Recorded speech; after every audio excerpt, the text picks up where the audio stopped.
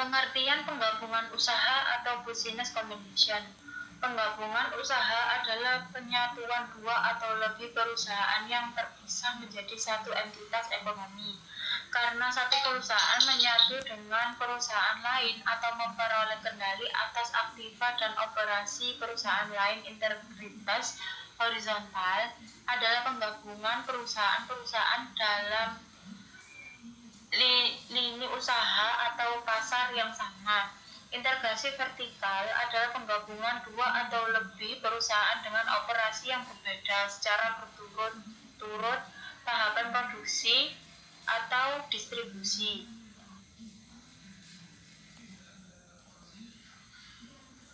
Sifat penggabungan usaha. Tujuan utama dari penggabungan usaha harus meningkatkan profitabilitas. Keberatan yang menolak adanya penggabungan usaha harus dipertimbangkan. Yang diperhatikan terlebih dahulu dari penggabungan usaha adalah memperoleh efisiensi operasi melalui integrasi operasi secara horizontal atau vertikal, atau bisa disebut juga mendiversifikasikan risiko usaha melalui operasi konglomerat.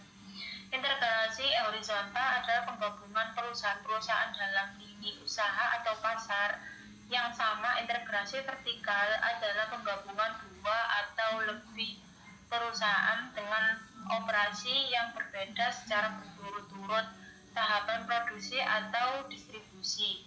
Konglomerasi adalah penggabungan perusahaan-perusahaan dengan produk dan jasa yang tidak saling berhubungan dan bermacam-macam. Bentuk penggabungan usaha atau business combination. 1. Merger. Dilakukan ketika sebuah perusahaan mengambil alih semua operasi dari entitas usaha lain dan entitas yang diambil alih tersebut dibubarkan. Contoh, perusahaan A membeli aktiva dari perusahaan B secara langsung secara tunai dengan aktiva lainnya atau dengan surat berharga perusahaan atau saham, obligasi atau wesel, dan perusahaan B dibubarkan. 2. Konsolidasi. Dilakukan ketika sebuah perusahaan yang baru dibentuk untuk mengambil alih aktiva-aktiva dan operasi dari dua atau lebih entitas usaha yang terpisah, dan entitas-entitas yang terpisah tersebut dibubarkan. Contohnya, perusahaan B, sebuah perusahaan yang baru dibentuk, memperoleh aktiva bersih dari perusahaan E dan F dengan mengeluarkan saham secara langsung kepada perusahaan E dan F, dan perusahaan E dan F dibubarkan. 3. Akuisisi saham. Dilakukan ketika sebuah perusahaan mengakuisisi saham berhak suara dari perusahaan lain dan kedua perusahaan tersebut tetap beroperasi sebagai entitas hukum yang terpisah, tetapi timbul hubungan induk anak dan perusahaan E dan F dibubarkan.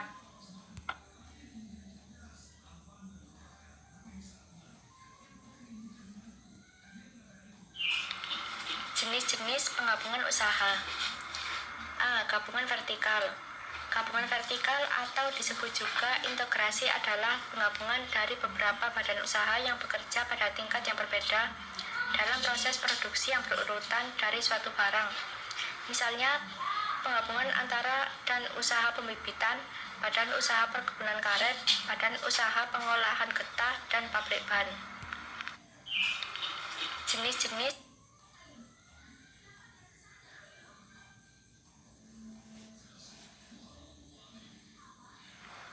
keuntungan penggabungan badan usaha secara vertikal adalah sebagai berikut. Kepastian tersedianya bahan dasar.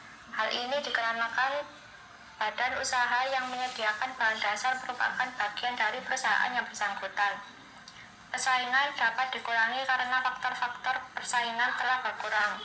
Misalnya, persaingan untuk mendapat bahan dasar tidak terjadi lagi karena pemasok bahan dasar merupakan bagian dari badan usaha. B.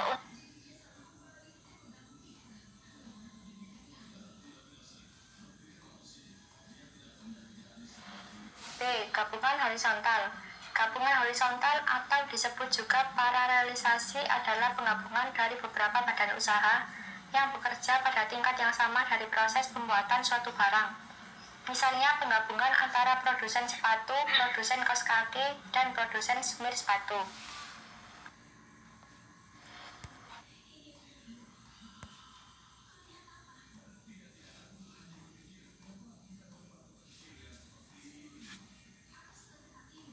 Goodwill. Goodwill adalah ketika harga beli perusahaan lebih besar daripada kekayaan bersih atau nilai buku perusahaan. Jika terjadi hal sebaliknya, maka disebut dengan goodwill negatif. Contoh, ada sebuah perusahaan yang ingin membeli perusahaan lainnya untuk mengembangkan usahanya. Perusahaan tersebut memiliki total aset senilai Rp1.000 dengan total liabilitas Rp250 dan total ekuitas Rp750. Karena perusahaan tersebut memiliki lokasi yang strategis, perusahaan tersebut menjual mahal, lalu akhirnya terjadi kesepakatan antara kedua perusahaan tersebut di harga Rp850. Total aset bersih perusahaan yang dibeli ini adalah Rp750. Namun perusahaan tersebut terjual dengan harga Rp850. Di situ terdapat selisih Rp100. Selisih tersebutlah yang dinamakan sebagai goodwill. Secara nominal dan angka memang terlihat rugi dan mahal. Namun manfaat di kemudian hari ini akan lebih baik untuk perusahaan yang membelinya, mengingat ada aspek lokasi yang cukup strategis.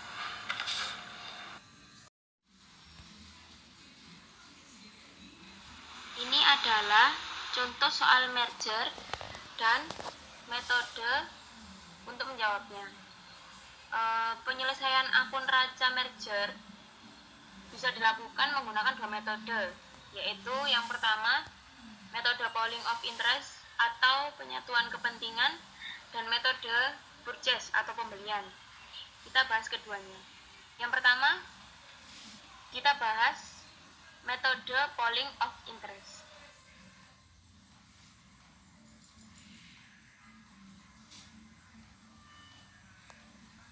Metode pooling of interest. Jika menggunakan metode pooling of interest, maka dasar perhitungan yang digunakan adalah menggunakan nilai buku. Modal saham yang baru sama dengan 10.000 lembar saham dikali Rp12 sama dengan 120.000. Pada contoh neraca PTB di atas, modal baru jumlahnya sama dengan modal lama, yaitu 120.000. Modal baru dan akun modal saham, modal baru atau modal baru dan akun modal saham. Karena modal baru sama dengan modal lama, maka nilai agio saham dan laba ditahan tidak berubah. Namun, apabila modal baru lebih besar dari modal lama, selisihnya akan mengurangi nilai agio saham. Jika agio saham masih belum cukup untuk menutup selisihnya, maka akan mengurangi nilai laba ditahan. Sebaliknya, jika modal baru lebih kecil daripada modal lama, hal ini akan menambah nilai agio saham dan laba ditahan.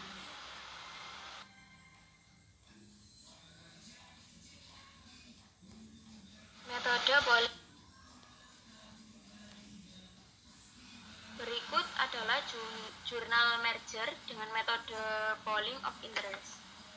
Untuk membuat jurnal merger, Anda harus memasukkan akun debit dan kredit, di mana akun debit terdiri dari akun aset dan akun kredit terdiri dari akun utang plus modal yang diambil dari nilai bukunya. Kemudian, setelah membuat jurnal, berikutnya kita akan membuat neraca PTA setelah merger dengan PTB.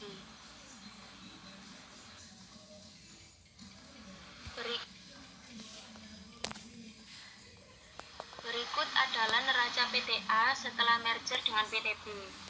Neraca PTB otomatis akan hilang dan menjadi neraca PTA.